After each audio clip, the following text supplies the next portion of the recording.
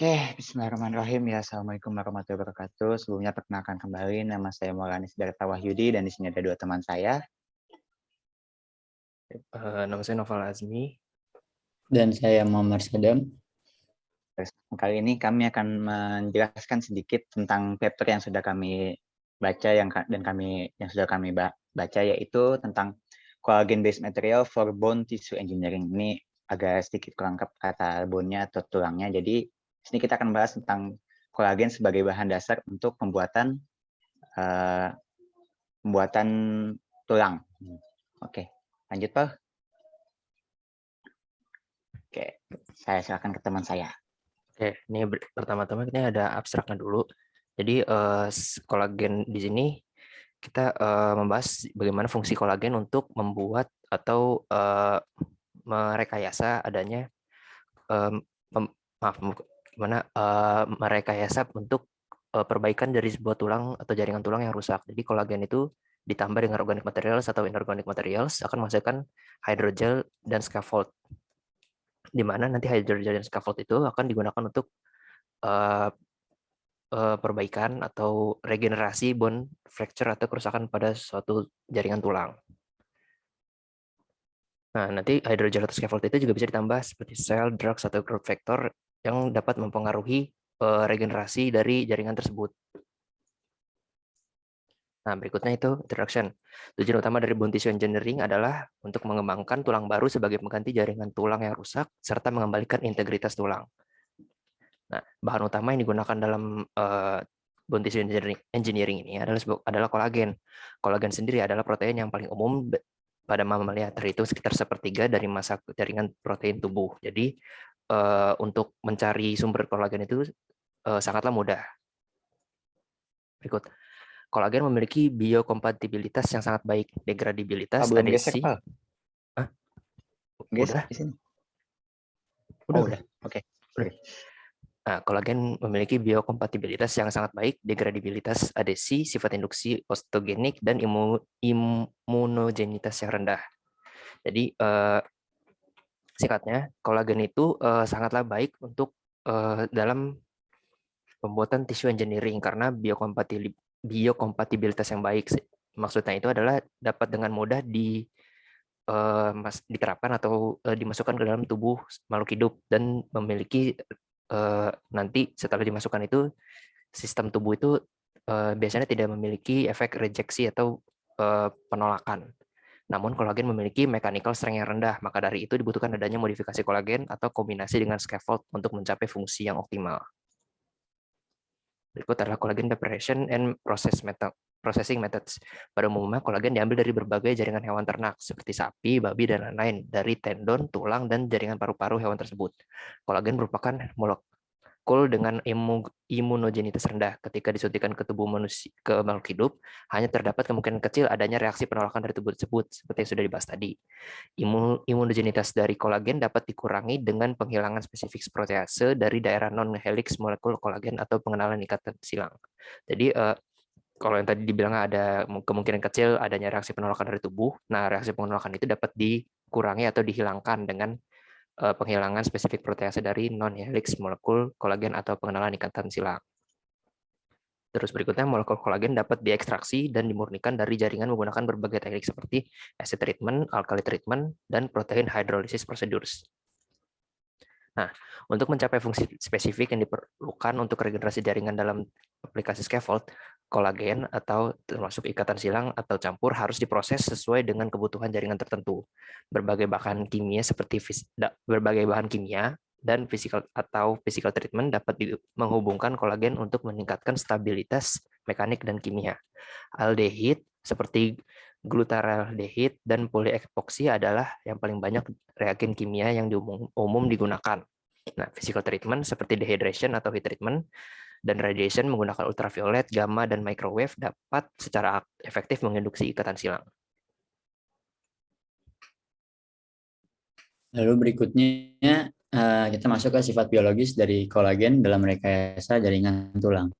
Nah, sebelumnya ini studi telah menunjukkan bahwa kekuatan tulang terutama itu ditentukan oleh massa dan kekuatan jaringan, di mana kekakuan ditentukan oleh fase mineral dan matriks kolagen, terutama yang berkontribusi pada ketangguhan tulang. Nah, kolagen di sini itu berpartisipasi dalam pembentukan mineralisasi, juga mempromosikan diferensiasi osteogenik BMSCS, karena di mana di sini kolagen dengan mengaktifkan dua jalur sinyal, protein kinase yang diatur ekstraseluler atau ERK, dan protein kinase B, PKB, secara bersamaan, kolagen juga dapat secara tidak langsung mengaktifkan P13K PI3K, itu fosfatidilionsital kinase. Nah, itu untuk tujuannya meningkatkan osteogenesis. Nah, di sini juga kolagen itu juga menghambat diferensiasi osteoklas. Nah, di mana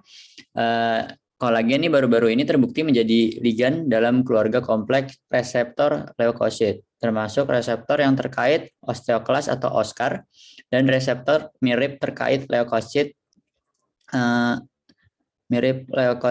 layer 1. Itu sebutan untuk leukosit, nama dari leukositnya.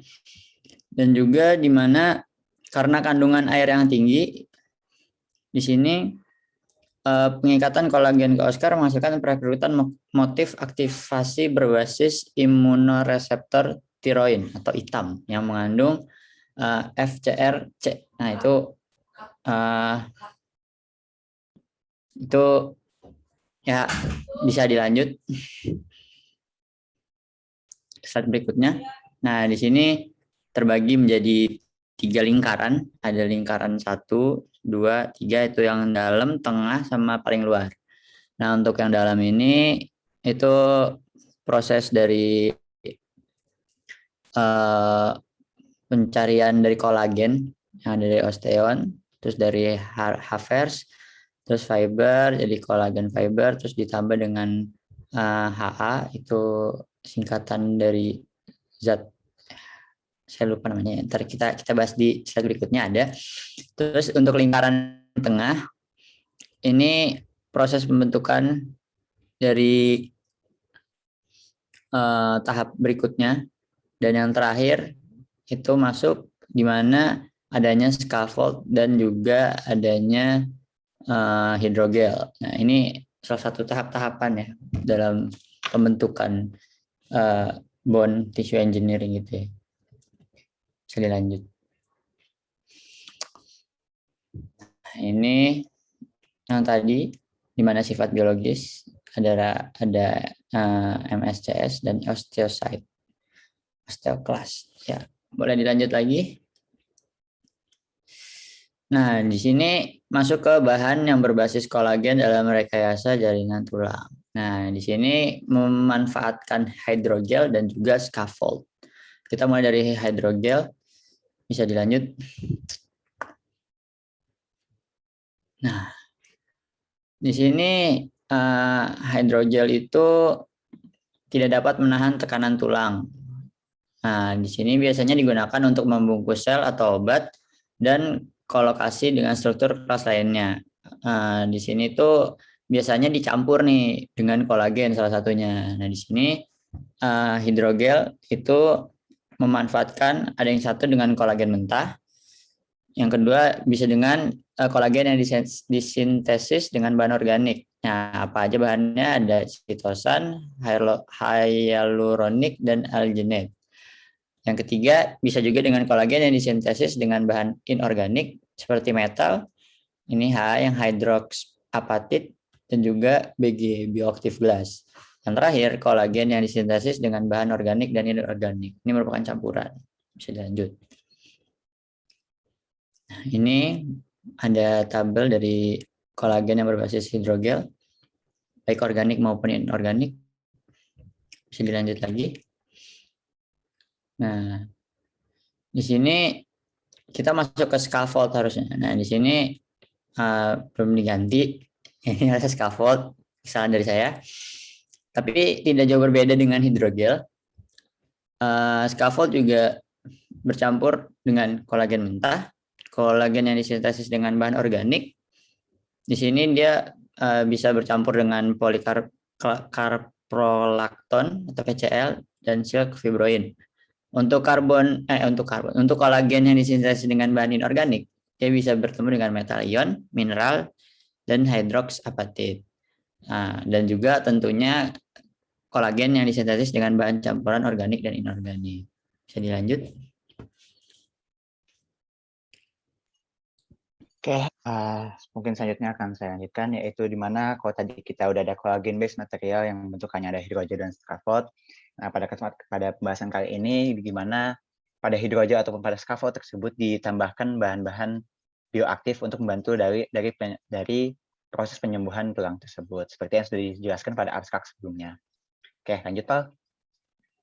Oke, kalau misalkan collagen based material, itu kalau misalkan jika suatu collagen based material membawa bioaktif substan biasa disebut carriers, itu ada R-nya ketinggalan, dan seperti yang sudah disebutkan juga ada hydrogel base, ada pun scaffold base. Nah, keduanya ini nanti akan membantu dalam proses osteogenesis. Yang pertama kita akan bahas dulu dari hydrogel base carriers, yaitu di mana sifatnya adalah liquid dan juga fleksibel. Dan karena sifatnya yang ini, dia bisa disuntikkan ke patah tulang yang bentuknya tidak teratur. Dari hydrogel based carriers ini dibagi 3, yaitu growth factor load, drug load, dan juga cells loaded. Oke, kalau misalkan kita bahas dari yang growth factor loaded terlebih dahulu, di mana biasanya akan mengandung dari bone morphogenic protein atau BMP yang terdiri dari BMP2 dan BMP7.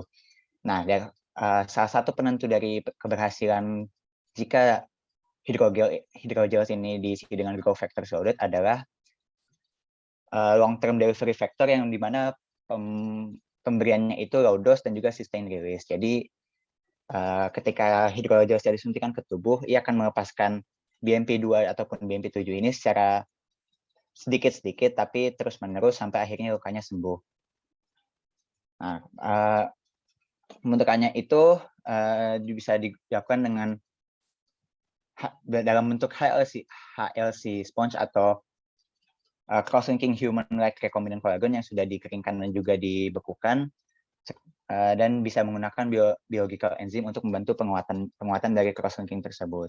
Dan sifat dari BMP sendiri ini tuh karena short half-life dan quick loss, sehingga kalau misalkan ingin diberikan dalam dosis besar akan menimbulkan high cost atau biaya yang besar, maka dibutuhkan suatu metode untuk memberikan secara sedikit-sedikit dan secara sustain. Oke, lanjut. Oke, ini mungkin ada sedikit gambar dari jika hidrogel dari patah tulang tanpa dari biasa, kemudian diberikan hidrogel loaded HLC ataupun HLC yang ditambah dengan BMP. Bisa dilihat kalau yang grafik hijau yang yaitu HLC BMP selalu lebih tinggi ketimbang yang lainnya. Oke. Yang selanjutnya ada drug load hydrogel base, di mana isinya adalah salah satu eksperimen yang pernah dilakukan adalah berisi tacrolimus atau antibiotik and immunosuppresan ke dalam kolagen yang diselimuti oleh gelatin. Karena tacrolimus ini bisa maka hasil penelitiannya menunjukkan penambahan 10% massa tulangnya.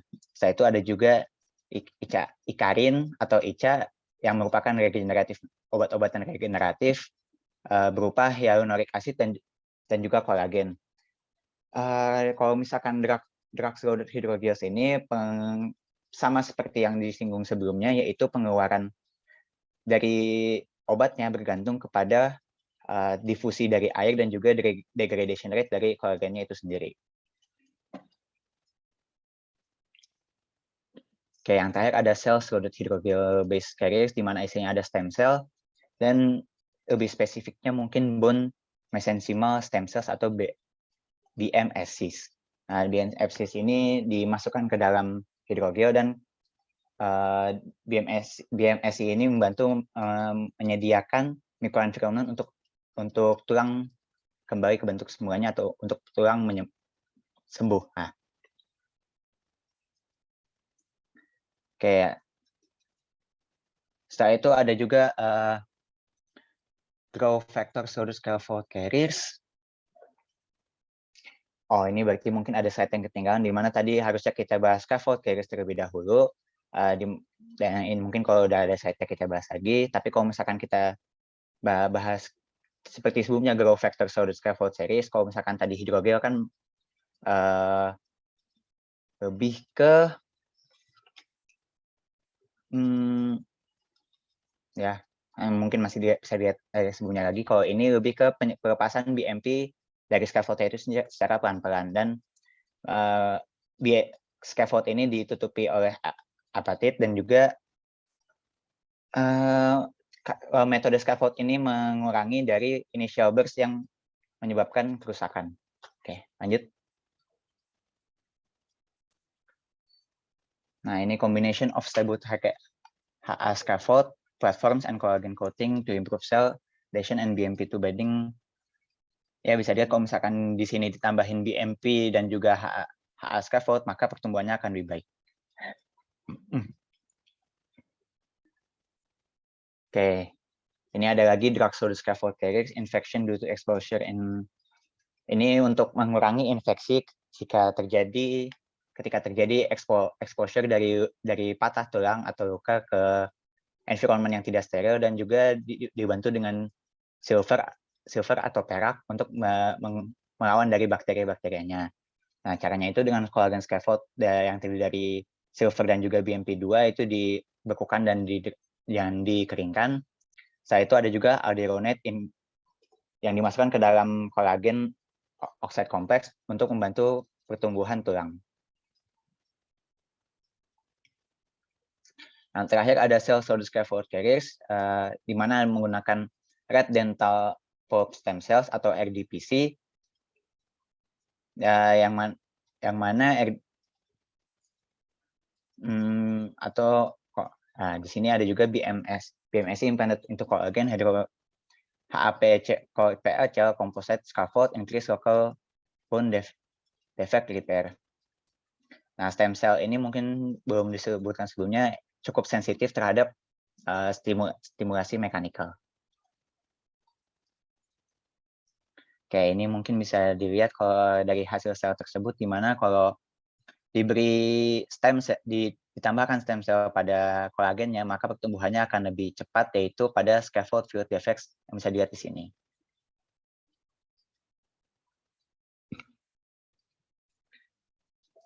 Oke, ini mungkin ada sedikit pembahasan atau ringkasan dari yang sebelumnya. Kolagen adalah komponen esensial dari matriks tulang, dan kolagen ini biodegradable and biocompatibility. Source-nya sangat banyak, dan immunogenicity-nya atau imun terhadap gen manusianya itu rendah atau lemah. Kolagen base material itu biasa digabungkan dengan sitosan, hyaluronic acid, dan alginate dalam proporsi yang berbeda-beda, dan juga bisa dicampurkan dengan HA ataupun bioactive glass sebagai tambahan. Kalau misalkan bentuknya fleksibel adalah hydrogel, dan kalau misalkan rigid atau kaku itu adalah biasanya digunakan scaffolds. Nah, kalau hydrogel ini biasanya ditambahkan dengan solusi ataupun cross-linking agent, dan kalau misalkan menggunakan metode hydrogel, nilai tambahnya adalah nutrisi yang dialirkan ke dalam lukanya itu lebih banyak, karena hydrogel ini bisa berbaur dengan saraf pembuluh darah. Sementara kalau untuk scaffold ini lebih ke mechanical strength, dan pembuatannya itu biasanya menggunakan freeze drying, yang siklus freeze drying serta penambahan mineralization.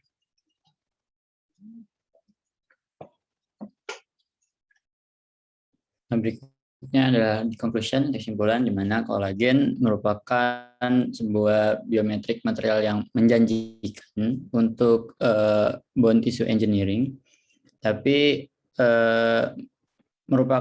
masih merupakan suatu tantangan untuk mencapai regenerasi dari tulang yang benar-benar sempurna.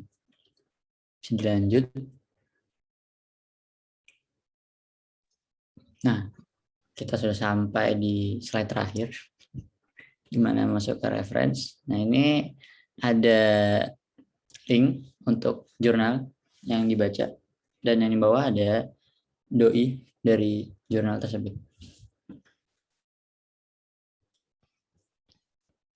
Mungkin Mungkin sekian dari kami. Kurang lebihnya mohon maaf. Assalamualaikum warahmatullahi wabarakatuh. ya, Terima kasih untuk Waalaikumsalam. perhatiannya.